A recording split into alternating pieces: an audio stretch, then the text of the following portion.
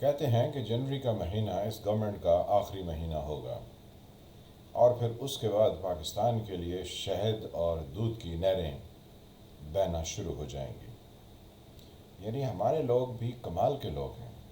آپ جو تجزیہ نگار جو ہے اس کو دیکھیں تو آپ کو یہ بتائیں گے، کیونکہ ابھی آئی ایم ایف کی وجہ سے کچھ کنڈیشنالٹیز ہیں جن کو ایک پولیٹیکل گورنمنٹ سے اپروول جس کی ضروری ہے، ورنہ ہمارا جو یعنی سوورنٹی ہے، یعنی اقتدار اعلیٰ، اس پر جناب بہت کاری ضرب پڑے گی۔ اس لیے عمران خان کو ابھی جنوری کا مہینہ برداشت کر لیں، کیونکہ منی بل جو ہے وہ قومی اسمبلی میں آلریڈی پیش کر دیا گیا ہے، اور یہ ایک ایسا یعنی بل ہے کہ جس کو گورنمنٹ تھوک بھی نہیں سکتی ہے اور نگل بھی نہیں سکتی ہے۔ دونوں صورتوں میں یہ گورنمنٹ کے لیے مایوسی اور یعنی مقبولیت کھو دینے کے مترادف ہو جائے گا، کیونکہ اس کے اندر جو ایگزیمشنز ہیں اس کی تو خیر ہر ذی شعور انسان یہ اس کو اپریشیٹ کرتا ہے کہ آپ لوگوں کو ایگزیمشنز کیوں دیتے ہیں، کیونکہ کسی چیز کے اوپر بھی کسی کو کوئی چھوٹ نہیں ہونی چاہیے۔ لیکن وہ کہتے ہیں یہ ساتھ میں جو انہوں نے ٹیکسز لگا دیے ہیں، یہ جو ہے وہ اس گورنمنٹ کو غیر مقبول کرنے میں مزید اہم رول ادا کرے گا۔ تو یہ کڑوی گولی پی ٹی آئی کو دے کر اس کے بعد کون سا ایسا ودیع نظام ہمارے لیے لایا جائے گا کہ جس سے سب جو ہے وہ چیزیں ہماری درست ہو جائیں گی، یہ ایک بہت بڑا کوشچن مارک ہے۔ اسحاق ڈار کے بارے میں کہہ رہے تھے پچھلے دنوں کہ جناب اس کو جو ہے وہ لوگ کہہ رہے ہیں اس کو واپس لے آئیے۔ اگر اسحاق ڈار کہیں کسی طرح کے کوئی اچھے فائنانس منسٹر ہوتے تو جناب ان کے پاس کتنی گورنمنٹس آئی تھیں۔ وہ اتنے غیر ذمہ دار ہیں کہ 88 میں جب انہیں حکومت میں لیا گیا تو جناب وہ یہ کہہ کر 88 میں نہیں، 2008 میں جب مشرف کے بعد ان کو لیا گیا مسلم لیگ نواز کو، تو وہ یہ کہہ کر پورے ہمارے فائنینس کو انہوں نے برباد کر دیا کہ جی اس خزانے میں تو کچھ بھی نہیں ہے۔ عمران خان کو بھی کرٹیسائز کرتے ہیں کہ وہ اپنے ڈرٹی للن یعنی جو ہماری اندر کی خرابیاں ہیں اس کو گلوبلی دھونا شروع کر دیتے ہیں، یعنی اس کو پوری دنیا پر اچھال کے بتاتے ہیں کہ یہاں پر کس قدر غلط لوگ پائے جاتے ہیں اور یہ حکومت کرنے والے ہیں۔ تو اس سے کیا ہوتا ہے، جو فارن انویسٹمنٹ یا وہ لوگ جو کہ پاکستان کی طرف کسی بھی طرح کا رخ کرنا چاہتے ہیں یا وہ سوچ سکتے ہوں، ان کو ہم ششدر کر دیتے ہیں کہ جناب ادھر مت آئیے، یہ ملک اور یہ جگہ آپ کے لیے مناسب نہیں۔ تو بین ہی اسحاق ڈار نے بھی اسی طرح 2008 کے الیکشن کے بعد یعنی محترمہ بے نظیر بھٹو کی شہادت کے بعد انہوں نے اس گورنمنٹ میں اوتھ لیتے ہی یہ کہہ دیا کہ اس کے خزانے میں تو کچھ نہیں ہے۔ تو اس سے پہلے بھی وہ 90s میں وزیر خزانہ ہی رہے، تو کون سی دودھ کی نہریں بہیں؟ ہر بار ہر دفعہ اتنا ہی مشکل وقت جتنا اس وقت ہے، تھوڑی مہنگائی زیادہ ہوگی لیکن یہ مہنگائی تو گلوبلی بھی ایسی ہوئی ہے، تو کوئی ایسی کوئی یعنی بڑی ہمارے لیے تبدیلی کا باعث اسحاق ڈار یا نواز شریف صاحب نہیں بن سکتے۔ اوپر سے مسلم لیگ نواز نے یہ ایک رٹ لگائی ہوئی ہے کہ نواز شریف صاحب واپس آ رہے ہیں، تو اس کے جواب میں حکومت نے یہ رٹ لگا دی ہے کہ شہباز شریف صاحب آپ نواز شریف صاحب کو واپس لائیے، کیونکہ آپ نے وہ ایفیڈیوٹ دیا تھا کہ جس پر نواز شریف صاحب علاج کرانے کے لیے پاکستان سے باہر چلے گئے تھے، حالانکہ وہ مجرم تھے اور ان کو سزا ہو چکی تھی، چاہے ان کی اپیل ہائی کورٹ میں موجود تھی لیکن تھے تو وہ جیل میں۔ تو شہباز شریف صاحب نے جو ایفیڈیوٹ دیا کہ جی نواز شریف صاحب علاج کرا کے واپس آئیں گے، تو گورنمنٹ جو ہے وہ اب انہیں عدالت میں لے جا رہی ہے کہ یا تو نواز شریف صاحب کو واپس لائیے تو یا آپ سزا بھگتنے کے لیے تیار ہو جائیے۔ تو ہماری اسٹیبلشمنٹ جو ہے وہ جیسے عمران خان کے دور میں یعنی جب وہ سیاست میں آئے تو ہم نے یہ وکٹ کا ذکر کرنا شروع کر دیا اور امپائر کا، تو ہماری اسٹیبلشمنٹ وکٹ کے دونوں جانب کھیل رہی ہے۔ وہ یہ بھی کہتی ہے ہم نے عمران خان کے ساتھ ہم یعنی اسی طرح سے شیر و شکر ہیں، اور جب اپوزیشن میں نون لیگ جو ہے وہ کہتی ہے کہ ہماری ان سے ڈیل ہو گئی ہے تو اس پر بھی وہ خاموش رہتے ہیں۔ تو یہ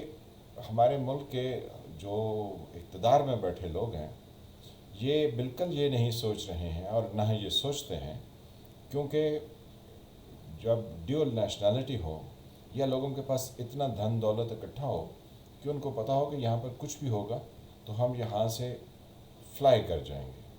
تو فلائی کرنے سے وہ کابل کا ایئرپورٹ بھی ہمیں یاد آتا ہے کہ جہاں پر لوگ طیارے کے ان حصوں میں بھی جا گھسے جہاں پر کبھی سفر ممکن نہیں تھا، اور پھر جب طیارے نے ٹیک آف کیا تو اس سے گرتے ہوئے وہ ہمیں دکھائی بھی دیے۔ تو یہاں پر بھی ہمارے پاس بھی اتنے ہی عقل کل موجود ہیں جو انہی جگہوں پر گھسیں گے اور پھر اسی طرح منہ کے بل گر جائیں گے۔ لیکن جب پاکستان کا نقصان ہو چکا ہوگا تو پھر کسی طرح کے تجزیے اور کسی طرح کی انٹرپریٹیشن کی گنجائش باقی نہیں رہے گی۔ چاہے یہ حکومت اچھی ہے چاہے یہ بری ہے، لیکن یہ جو دوسری طرف سے ہمیں ڈیل کر کے حکومت کا پانسا یا حکومت کے خلاف نو کانفیڈنس یا کچھ بھی تبدیلی کے جو ہمیں باتیں سنا رہے ہیں، وہ کون سے جمہوری اور کون سے جو ہے وہ آئین کے مطابق کام کرنے والے لوگ ہیں۔ بس ہمارا تو یہی تقاضا ہے کہ اس ملک کے مسائل کسی سے حل نہیں ہونے والے جب تک ہم خود پوری قوم اس کے اوپر یکسو نہ ہوگی، اور یکسو ہونے کے لیے سب سے پہلے ہمیں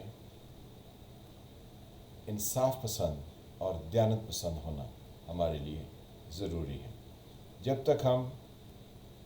انصاف پسند اور دیانت پسند نہیں ہو سکتے تب تک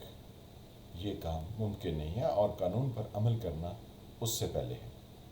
وہ حسن نثار صاحب کہتے ہیں کہ یہاں کا کام،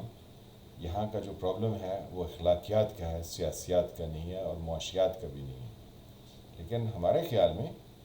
یہ اخلاقیات اور معاشیات یہ سب قانون پر عمل کرنے سے آتے ہیں۔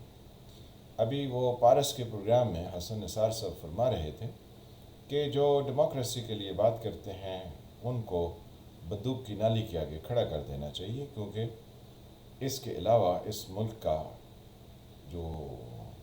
الو ہے وہ سیدھا نہیں ہو سکتا ہے، کیونکہ یہ سب چیز بہت خراب ہو چکی ہے۔ تو جب انسان ڈیسپریٹ ہو جائے، جب اس کے اندر امید ختم ہو، تو ایسی باتیں کرتا ہے جیسے حسن نثار صاحب فرما رہے ہیں۔ انہیں تھوڑا تحمل سے سوچنا چاہیے کہ کیا آیا یہ بندوق اور اس کی نالی کبھی کسی چیز کو درست کر سکی ہے؟ ایسا کبھی نہیں ہوا۔ لوگوں پر قانون کا احترام اور قانون پر عمل کرنے کا جب تک رجحان پروان نہیں چڑھایا جائے گا تب تک کوئی تبدیلی کارگر نہ کبھی ہوئی اور نہ کبھی ہو سکتی ہے۔ تو اب ہمیں جو بھی تجزیہ نگار اور جو بھی نون لیگ کے متوالے یا ان کی محبت میں بولنے والے، وہ کہتے رہیں کہ جی نواز شریف صاحب تو چاہتے ہیں یہ عمران خان صاحب اسمبلیاں ڈیزالو کر دیں تو ہم جو ہے وہ الیکشن جیت جائیں گے، تو یہ بھی ان کی خام خیالی ہے، کیونکہ ایسا نہیں ہونے والا ہے۔ جو بلدیات کے الیکشن آ رہے ہیں، اگر وہ الیکشن ہو جاتے ہیں اور عمران خان کی حکومت کے ہوتے ہوئے ہو جاتے ہیں تو یہ سارا نقشہ تبدیل ہو جائے گا۔ اتفاق کریں یا اختلاف کریں، لیکن زمینی حقائق کو جانیں کہ خواجہ آصف صاحب اسمبلی میں کھڑے ہو کے فرما رہے تھے کہ اس حکومت نے جو منی بل پیش کیا ہے قومی اسمبلی میں، اس سے ہماری خود مختاری جاتی رہے گی۔ تو جناب ان سے سوال ہے، یعنی خواجہ آصف صاحب سے، کہ جب آپ کی حکومت تھی تو کیا ہم خود مختار تھے؟ یا جب پیپلز پارٹی کی حکومت تھی تو ہم خود مختار تھے؟ یا اب عمران خان کی ہے تو ہم خود مختار ہیں؟ یا مشرف کے دور میں ہماری خود مختاری وہ آرمیچر صاحب جو ہیں وہ loud and clear American media میں بتا گئے کہ ہم کون ہیں اور کس کو بھی بیچ سکتے ہیں؟ تو آپ اس سے پہلے کس کی، وہ جو جنرل ضیاء کے دور میں ہم تھے تو وہاں پر ہم خود مختار تھے، یا اس سے پہلے ایوب خان کے دور میں ہم خود مختار تھے؟ یا ایون پاکستان کا جو تصور چودھری محمد علی نے پیش کیا تھا 1930 میں اور پھر 1947 میں جو کچھ ہم نے کیا، ہم اس وقت بھی خود مختار تھے۔ تو خود مختاری کی داستان یہ بہت لمبی ہے، اور اس کو سمجھنے کے لیے ہر کسی کو پاکستان کی تاریخ اور اس سے پہلے کے حالات کو دیکھنا ہوگا۔ کب تک یہ سب کچھ چلتا رہے گا؟ سوویت یونین 80s میں سوویت یونین تھا، لیکن جب 90s آیا تو سوویت یونین نہیں تھا۔ اس کے پاس بھی فوج تھی، اس کے پاس بھی ویپنز تھے، اس کے پاس بھی سب کچھ تھا۔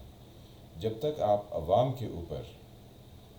توجہ نہیں دیں گے، آپ سے مراد جب تک ہمارے وہ لوگ جو اقتدار میں بیٹھے ہیں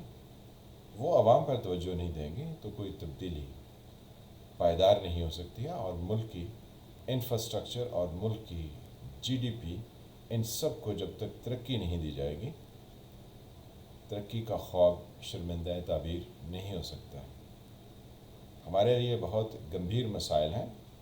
لیکن ہم جو ہے وہ ابھی تک طفل مکتب ہیں زندگی کے تقریباً تمام شعبوں میں، تو ہمیں سیکھنے کی ضرورت ہے۔ اسی لیے میں کہتا ہوں پاکستان میں ہر وقت کچھ نہ کچھ ہوتا ہے، اور پھر بہت ہی بیہودہ طریقے سے جاری رہتا ہے، یعنی ہوتا ہی رہتا ہے۔ میں وفال ملک، آپ دیکھ رہے تھے سرکار۔ اللہ تعالیٰ آپ کو اپنی حفظ و امان میں رکھے، تب تک کے لیے خدا حافظ۔